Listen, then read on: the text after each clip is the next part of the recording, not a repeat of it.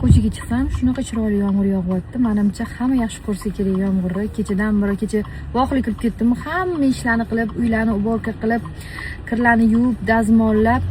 Kecha Instagramda o'tirganda bitta videoga ko'zim tushib qoldi. Bitta ayol chiqib aytganlar, blogerlar hammasi bir go'r bo'lmagan narsani reklama qilasizlar, mana menikini foyda bermadi deb qo'ygan ekanlar. Nimagadir qiziqib kecha hamma oq kiyimlarni yig'dim-da.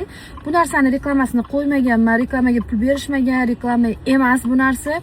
Pastga tushib bavi olib chiqdim deylar. O'sha ayoldan keyinda o'zim qiziqdim. Hech ham bavi ishlatib ko'rmagan ekanman.